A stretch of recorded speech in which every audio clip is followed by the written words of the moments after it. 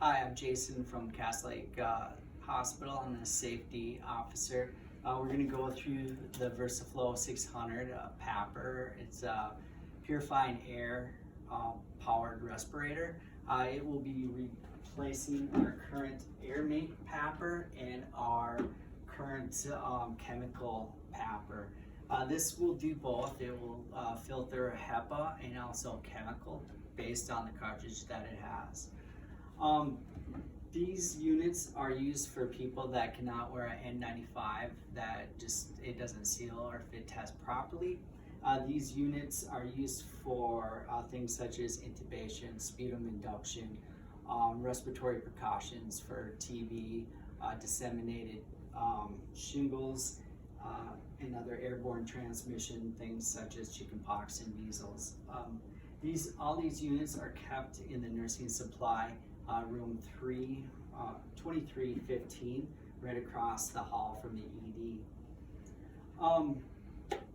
So these units, when you grab them, they're somewhat assembled. They'll come like this. They may have a cover on them, they should, and that prevents things from getting into the system. These units are filter out 99.75%. So they do a little bit better than an N95, which is 95% filtration rate.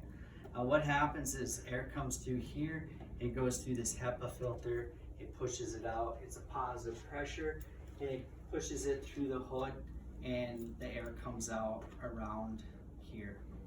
The two units that we have for masks or for covers are the 133 and the 157. The 157 has an inner shroud.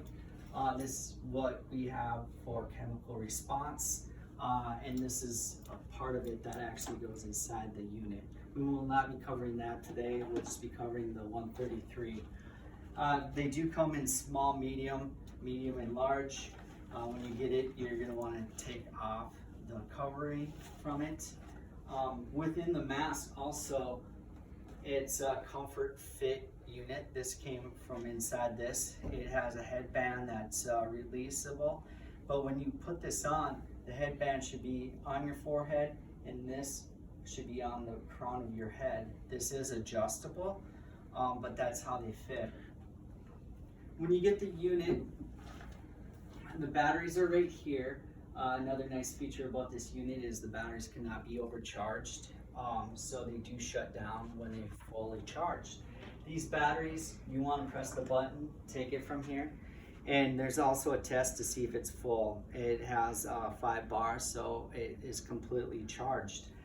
These batteries are excellent. They last for, on an average, up to 12 hours. These units, when you look at it, it locks in carefully like that. These are very breakable, very expensive, so you do want to be careful with when you put them together or handle them. When you grab this unit once a day, you're going to want to run a quality check, and there's a worksheet that needs to be filled out. Each unit has, all in the same location, a unit number located right here. What they have here is a power button, a fan speed of 3 variable speeds, a battery indicator, and this is your HEPA filter, how much life you have in it. So one of the things is make sure you have at least 2 bars in your battery and at least 1 bar, of course, on your HEPA filter. And you'll see that when we power it on. So you're going to want to hold it down, and it's going to go through a systems check.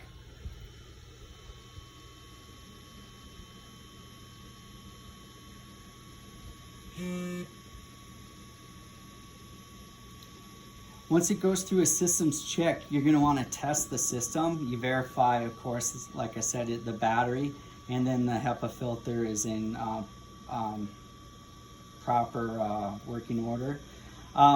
You'll have the fan on low, and you press this button and hold it down, increases the speed, and we'll go to the low speed. And you're going to want to hold your hand over here and restrict the flow. As you can see, the HEPA filter is going down. It's warning you with the red light that it's not functioning properly. But when it's on your back, of course, you're not going to be able to see that. It's going to give an audible to warn you that it's not functioning, and it's going to vibrate. So after you do that daily check, which required once a day of use, you would record that in the document. From here, you'll go through its system checks again. You'll start to slow down. It is in a sleep mode. I just have to press the power button half down to bring the lights back up.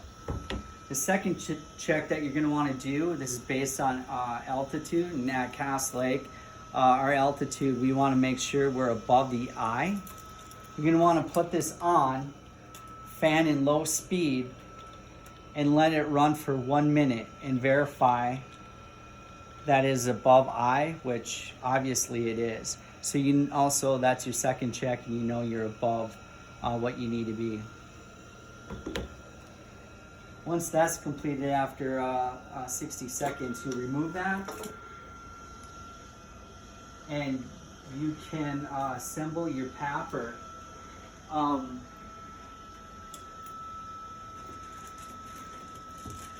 Depending on the environment that you're in, you might want a sleeve which improves cleaning, and you don't have to sit there and clean the hose after. But with this hose goes in, and there's little grooves here that this goes in, and you turn it clockwise and lock it in.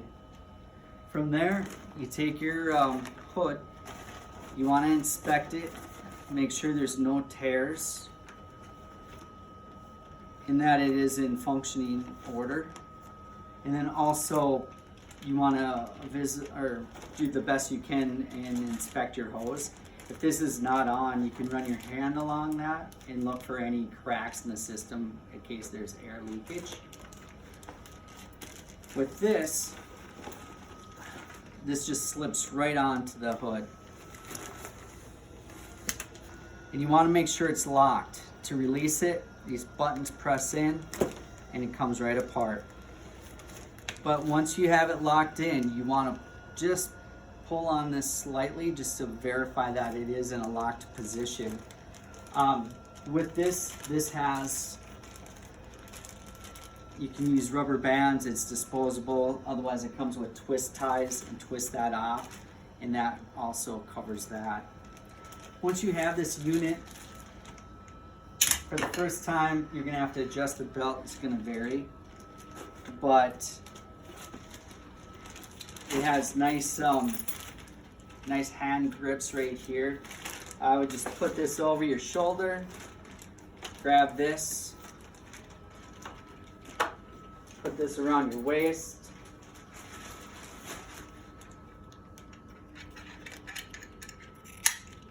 Another nice feature about this unit is that this belt's cleanable versus the older versions.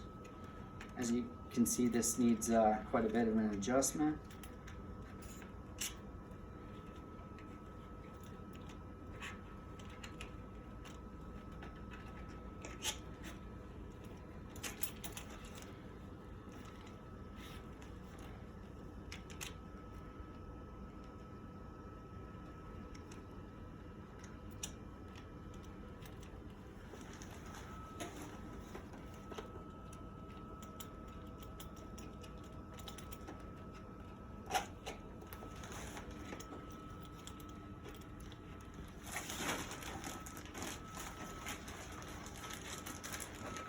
With the hood, like I said, this piece right here goes on the forehead. You're going to want to put it on. Grab that, put it on your forehead. Grab the mask, and down here there's a pulse strap. Adjust your glasses. Put this, it should be in front of your ear, and put that on like that. So this is how the mask should be. The hood, and then you're ready to enter the room. Like anything, If you're working with other staff, you should do a buddy check just to verify that everything is in proper order and is working for you. Once you exit that room, what you're going to want to do is you're going to want to do doff everything except for your PAPR unit. You're going to want to do hand hygiene. Exit the room, and once you're out of the room, with most pathogens, you'd follow this order. If it's highly infectious and pathogen like Ebola, there's different protocols. You want to consult with infection control. But once you're outside the room, you'd want to bend your head over, grab your unit like this, roll it off, take the belt, put it down, perform hand hygiene, and then you're done. If this is truly just a respiratory precaution, you do not have to clean your unit after each use, because the only way it's transmitted is by respiratory.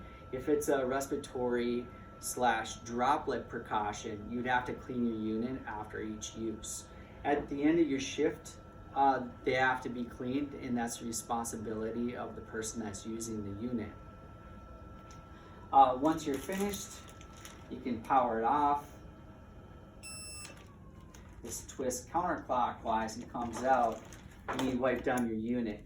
Your unit can be cleaned with a mild soap. It can be cleaned with bleach. It can be cleaned with Oxivir. Most cleaners.